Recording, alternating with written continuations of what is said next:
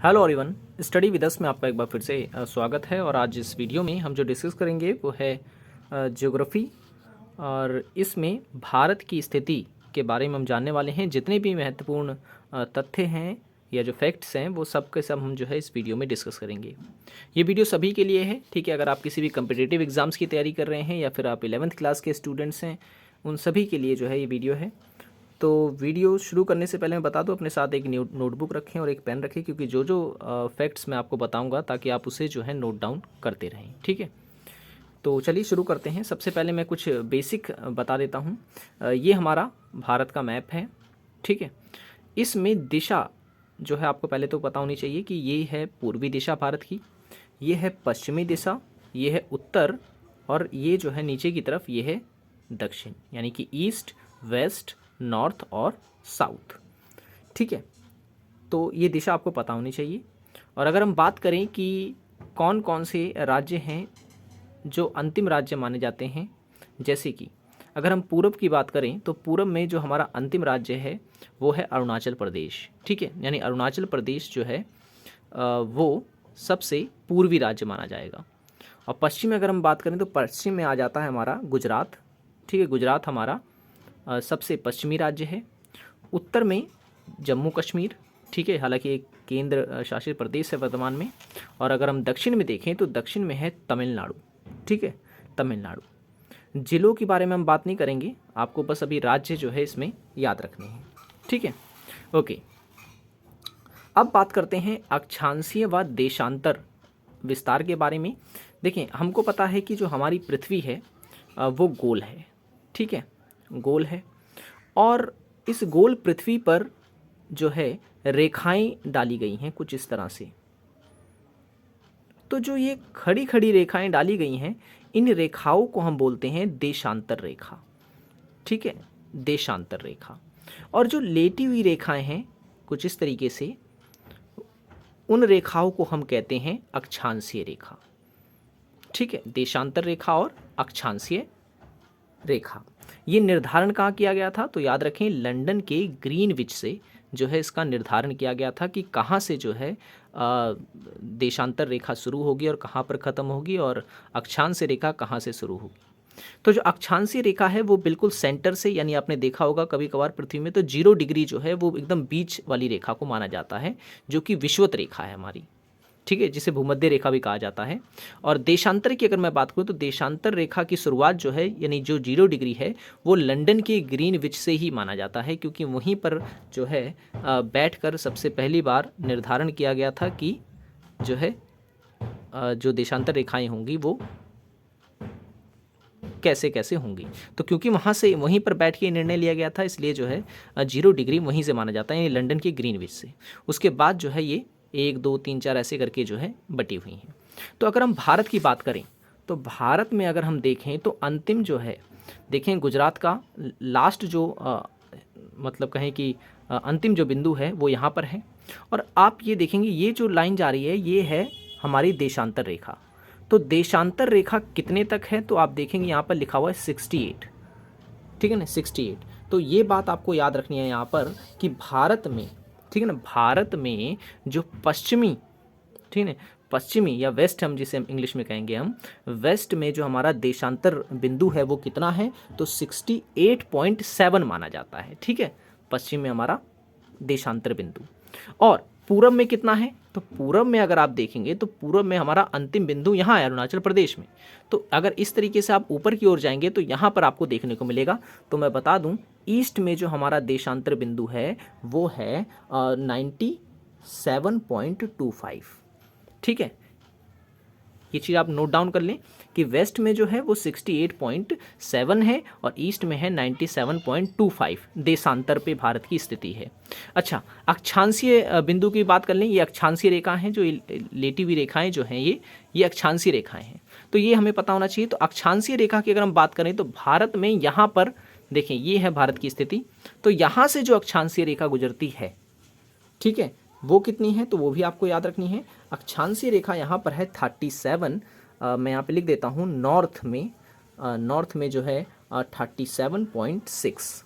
और साउथ में अगर हम बात करें, साउथ में अगर हम देखें यहाँ पर, क्योंकि जो एंड है वो यहाँ पर है, तो ये जो है ये है, आप यहाँ देख सकते हैं 8 डिग्री दे रखा है, तो 8 डिग्री समथिंग है ये, ठीक है। तो ये है 8.4, ठीक है। साउथ में कितना है, तो 8.4। तो ये आपको याद रखना है। ये है हमारी अक्षांशीय रेखा का बिंदु और ये है हमारी देशांतर रेखा का बिंदु, ठीक है। तो ये है भारत का नक्शा, इसमें ये पॉइंट आप नोट डाउन जरूर कर लें, ठीक है। तो आपने ये तो मैंने आपको बता दिया अक्षांशीय और देशांतर कितना है। और एक चीज़ और जो आपको याद रखनी है वो ये कि भारत और इंग्लैंड के समय के बीच में जो अंतर है वो 5.5 घंटे का है, ठीक है। 5.5 घंटे का अंतर है। और ये जो समय है ये भी जो है अक्षांश व देशांतर रेखाओं से ही निर्धारित होता है, ठीक है। ये माना जाता है कि ये मान लें एक देशांतर रेखा इधर है, एक देशांतर रेखा इधर है, तो इसके और इसके बीच में जो अंतर है समय का वो 4 मिनट माना जाता है, ठीक है। 4 मिनट माना जाता है। तो उस हिसाब से अगर हम देखें तो गुजरात से लेकर अरुणाचल प्रदेश तक जो है ऐसे कर कर कुल जो है लगभग 30 ऐसी रेखा जो है गुजरती है। लगभग मैं बात कर रहा हूँ 30 रेखा गुजरती है, ठीक है। क्योंकि अभी ये इसमें दूर दूर दिखाई गई है, इसके अंदर सब लाइनें भी होती हैं, यानी छोटी छोटी लाइनें भी होती हैं, तो उस तरीके से होता है। तो जब एक देशांतर में 4 मिनट का अंतर होता है तो 30 देशांतर में कितना अंतर होगा, ठीक है। यानी एक देशांतर जो है वो 4 मिनट का होता है, अगर इसमें 4 मिनट का अंतर होता है तो उस हिसाब से 30 देशांतर में 120 मिनट का यानी कि 2 घंटे का अंतर होगा, ठीक है। 2 घंटे का अंतर हो, तो उस हिसाब से गुजरात और अरुणाचल प्रदेश में जो समय का अंतर होता है वो 2 घंटे का होता है, ठीक है। ये भी आपको जो है याद रखना है, ठीक है। 2 घंटे का अंतर होता है। अच्छा, भारत में समय का निर्धारण कहाँ से किया जाता है, तो ये भी आपको याद रखना है, ठीक है। कहाँ से किया जाता है तो याद रखें आप, ये है उत्तर प्रदेश, और उत्तर प्रदेश में है ये है इलाहाबाद, ठीक है। इलाहाबाद में एक जगह है नैनी, ठीक है। नैनी नाम की जगह है, जो किस अक्षांश पे है तो याद रखना, किस देशांतर पे है तो 82 पॉइंट या कहें कि 82.5 डिग्री, ठीक है। 82.5 यानी कि 82.5 डिग्री पर जो है ये रेखा गुजरती है हमारी, ठीक है ना, जहाँ से जो है भारत का समय निर्धारित होता है, निर्धारित किया जाता है। तो ये भी क्वेश्चन पूछ लेता है कभी कभार कि ये जो रेखा है वो कितने राज्यों से गुजरती है, कितने राज्यों से गुजरती है, तो ये आपको याद रखना है। तो ये गुजरती है, आप लिख सकते हैं, लिखना चाहें तो उत्तर प्रदेश, ठीक है, मध्य प्रदेश और छत्तीसगढ़, उड़ीसा और आंध्र प्रदेश। इन 5 राज्यों से जो है हमारी जो समय वाली रेखा है यानी 82.5 डिग्री देशांतर रेखा गुजरती है, ठीक है। ये भी जो है आपको याद रखना है, एग्जाम में पूछा जाता है। और जो पूछा जाता है वो पूछा जाता है कर्क रेखा को लेकर के, क्योंकि हमारी जो पृथ्वी है उस पर 3 रेखाएं गुजरती हैं, ठीक है। एक जो जैसे कि मैंने बताया बीच में जो हमारी पृथ्वी की रेखा है उसे विषुवत रेखा और भूमध्य रेखा भी कहते हैं, ये 0 डिग्री पर है। उसके ऊपर है कर्क रेखा गुजरती है और नीचे जो होती है ये मकर रेखा गुजरती है, ठीक है। तो हम बात कर रहे हैं कर्क रेखा की, क्योंकि कर्क रेखा ही जो है वो भारत से गुजरती है। तो किन किन राज्यों से गुजरेगी, देखें ये रही कर्क रेखा, ये देखें गुजरात से गुजर रही है, भारत से गुजर रही है, छत्तीसगढ़ से गुजर रही है, झारखंड से, पश्चिम बंगाल से, त्रिपुरा से, मिजोरम से, इस तरीके से गुजर रही है। तो क्वेश्चन अगर आपसे पूछे कि कितने राज्यों से गुजरती है तो आपको याद रखना है ये कुल 8 राज्यों से गुजरती है, ठीक है। 8 राज्यों से गुजरती है। और किन किन राज्यों से ये तो मैंने आपको बता दिया कि आप देख सकते हैं मैप में, गुजरात, मध्य प्रदेश, छत्तीसगढ़, झारखंड, ठीक है, और पश्चिम बंगाल, त्रिपुरा, मिजोरम वगैरह वगैरह। तो ये भी पॉइंट जो है आपको इसमें याद रखना है। अब बात कर लेते हैं भारत की सीमा के बारे में, ये जो बॉर्डर है इसके बारे में बात कर लेते हैं। तो क्योंकि हमें पता है कि भारत एक प्रायद्वीपीय देश है, तो प्रायद्वीपीय देश वह देश होते हैं जो 3 ओर से पानी से घिरे होते हैं। तो भारत की स्थिति कुछ इसी प्रकार से है, आप देखेंगे ईस्ट साइड ये पानी से घिरा हुआ है, वेस्ट भी पानी से घिरा हुआ है, और साउथ की अगर हम बात करें तो साउथ साइड जो है ये भी पानी से घिरा हुआ है, ठीक है। साउथ जो है ये भी पानी से घिरा हुआ है। तो इस तरीके से प्रायद्वीपीय देश वह देश होते हैं जो 3 तरफ से पानी से घिरे होते हैं, और द्वीपीय देश वह देश होते हैं जो चारों तरफ से पानी से घिरे होते हैं, ठीक है। तो भारत एक प्रायद्वीपीय देश है। अब बात अगर हम करें बॉर्डर की, सीमा की, तो कुल सीमा जो है भारत की, ठीक है ना, पूरी अगर मैं पूरे बॉर्डर की बात करूं यहाँ से लेकर के पूरा ये इस तरीके का, तो भारत जो है 22,716.5 किलोमीटर का बॉर्डर है हमारा टोटल। ठीक है, अब इसमें मैंने जो है ये समुद्र वाला बॉर्डर भी काउंट किया है और जो ये लैंड वाला बॉर्डर है वो भी मैंने काउंट किया है। ठीक है, कुल कितना है? 22,716.5 किलोमीटर। अब इसमें इसे मैं दो भागों में बांट दूंगा ये बॉर्डर को। एक वो जो कहें कि भूमिगत है, भूमि पर है, और एक वो जो तट है। तट है कि मतलब ये है कि जो समुद्र के किनारे वाला हिस्सा है। ठीक है, तो तट की अगर मैं बात करूं तो 6100 किलोमीटर जो है वो तटीय सीमा है भारत की। ठीक है, और द्वीपीय सीमा अगर मैं इसमें कर दूं तो द्वीपीय सीमा हो जाएगी कुल 7,516 किलोमीटर। ठीक है, 7,516 किलोमीटर। अगर द्वीपों की भी सीमा मैं ऐड करूं, जैसे मान लो ये अंडमान निकोबार है, तो इसके भी अगर मैं बॉर्डर देखूं, काउंट करूं अगर मैं, ठीक है ना, ये अंडमान निकोबार है, इसका भी बॉर्डर अगर मैं चारों तरफ से काउंट करूं तो फिर वो बढ़ जाता है। ठीक है, तो बॉर्डर जो है आपको इसमें याद रखना है। ठीक है, और अच्छा ये भी क्वेश्चन पूछ लिया जाता है कि भारत में जो राज्य हैं वो कौन कौन से राज्य हैं जो तट से लगते हैं। तो ये भी आपको याद रखना है यहाँ पर कि भारत में अगर हम बात करें तो कि पूर्वी राज्यों की, कि पूर्व में कितने ऐसे राज्य हैं जो बॉर्डर से लगते हैं। ठीक है, पूर्व के कितने राज्य हैं जो बॉर्डर, मतलब बॉर्डर कह रहा हूँ मैं, तट से जुड़े हुए हैं। तो याद रखना है टोटल जो राज्य हैं वो हैं 9। ठीक है, और पूरब के हैं कुल 4 राज्य, और पश्चिम की अगर मैं बात करूं पश्चिम की, तो पश्चिम के हैं कुल 5 राज्य। ठीक है, इसके 4 हैं पूरब के और पश्चिम के 5, टोटल 9 राज्य हैं जो समुद्री सीमा से लगे हुए हैं हमारे। ठीक है, समुद्री सीमा से लगे हुए हैं, देख सकते हैं आप, जैसे गुजरात हो गया, महाराष्ट्र हो गया, कर्नाटक हो गया, केरल हो गया। ठीक है, केरल हो गया और गोवा भी हो गया, यहाँ पे छोटा सा है। तो पश्चिम के 5 हो गए, और इस तरीके से यहाँ पर भी 1 2 3 4, यानी कि तमिलनाडु, आंध्र प्रदेश, उड़ीसा और पश्चिम बंगाल।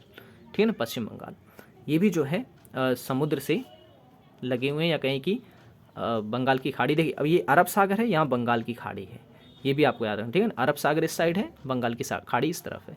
पूरब की दिशा में बंगाल की खाड़ी पड़ती है भारत की, और पश्चिम में पड़ता है अरब सागर। ठीक है, ओके, तो ये पॉइंट्स जो हैं आपको इसमें भारत के बारे में पता होनी चाहिए। तो जो जो पॉइंट्स मैंने आपको बताए हैं, आई होप कि आप उसे जो है नोट डाउन जरूर कर रहे होंगे। अब मैं बात करूं भारत के दक्षिणतम बिंदु की, तो भारत की अगर हम देखें दक्षिणतम बिंदु तो यहाँ पर कन्याकुमारी है। लेकिन लेकिन लेकिन अगर हम बात करें कि भारत में, क्योंकि अंडमान निकोबार भी भारत का हिस्सा है, तो अंडमान निकोबार का अगर हम देखें सबसे दक्षिणतम बिंदु तो वो इंदिरा पॉइंट होता है, जो कि यहाँ पर है। ठीक है, तो भारत का दक्षिणतम बिंदु इंदिरा पॉइंट को माना जाता है, ये आपको याद रखना है। और अंडमान निकोबार 4 द्वीपों से मिलकर बना हुआ है। ठीक है, ये भी आपको याद रखना है, जैसे कि उत्तरी अंडमान, मध्य अंडमान, दक्षिण अंडमान और लिटिल अंडमान। और अंडमान निकोबार की जो राजधानी पोर्ट ब्लेयर है, और वो किस द्वीप पर है, तो वो दक्षिणी अंडमान पर है। ठीक है, दक्षिणी अंडमान पे है। ओके, तो आई होप ये पॉइंट्स आपको क्लियर हो गए होंगे जो जो मैंने आपको बताए हैं। ठीक है, तो आज हमने जो जो डिस्कस किया वो आप याद रखें। और हाँ, और जो क्वेश्चन पूछे जाते हैं वो पूछे जाते हैं कि बॉर्डर को लेकर के। ये यहाँ पे आप देखेंगे तो ये पूरा चाइना है। ठीक है, चाइना है, तो पूछ लेता है कि भारत की सीमा से, या भारत के कौन कौन से राज्य हैं जो चीन से मिलते हैं, तो वो भी आपको याद रखने हैं। ठीक है, मैं लिखवा देता हूँ। ठीक है, चीन से कौन कौन से राज्य मिलते हैं, तो याद रखना है आपको। पहला है जम्मू कश्मीर, जो कि अब केंद्र शासित प्रदेश है। उसके बाद हिमाचल प्रदेश, फिर उसके बाद उत्तराखंड। ठीक है, फिर सिक्किम और अरुणाचल प्रदेश।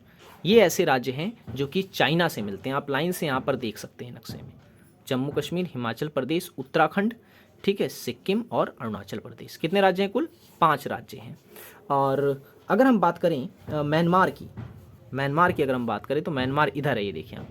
तो म्यांमार से कितने देश मिलते हैं? तो म्यांमार की अगर मैं बात करूं तो राज्य मिलते हैं, सॉरी, तो अरुणाचल प्रदेश, नागालैंड और मणिपुर।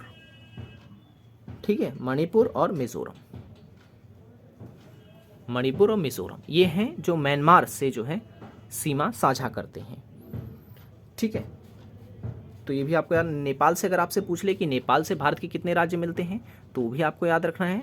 तो नेपाल से जो भारत से राज्य मिलते हैं वो है उत्तर प्रदेश, ठीक है, उत्तर प्रदेश, उत्तराखंड, ठीक है, और पश्चिम बंगाल और सिक्किम, ठीक है ना। सिक्किम इधर है, ये आप देख सकते हैं, ठीक है, सिक्किम।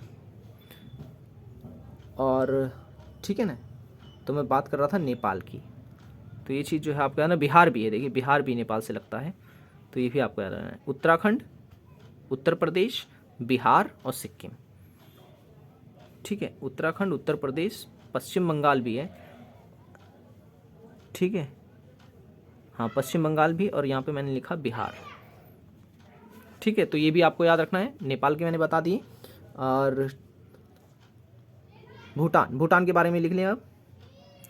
भूटान से जो जो देश राज्य भारत के मिलते हैं वो हैं वेस्ट बंगाल यानी पश्चिम बंगाल, असम, अरुणाचल प्रदेश और सिक्किम, ठीक है, सिक्किम।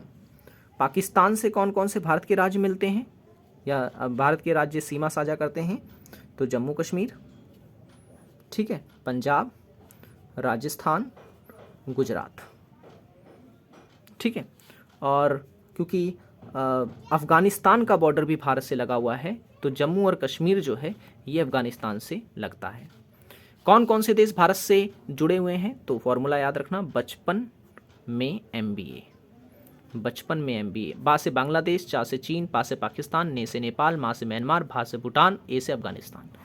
तो इस तरीके से कुल 7 कंट्रीज़ हैं या 7 देश ऐसे हैं जो भारत की सीमा से लगे हुए हैं, ठीक है। तो ये भी आपको जो है इसमें याद रखना है। और अगर हम बात करें श्रीलंका की, श्रीलंका जो है भारत से अलग हो रखा है किस संधि के तहत? तो पाक जल संधि के तहत, ठीक है, पाक जल संधि के तहत जो है श्रीलंका भारत से अलग है। सो आज की वीडियो में इतना ही। आई होप ये वीडियो आपको पसंद आया होगा। वीडियो पसंद आया हो तो लाइक ज़रूर कर दें और चैनल को सब्सक्राइब नहीं किया तो ज़रूर कर लें ताकि ऐसी ही इन्फॉर्मेटिव वीडियोज़ जो है आपको मिलते रहे। तो मिलेंगे नेक्स्ट वीडियो में। Thanks for watching this video.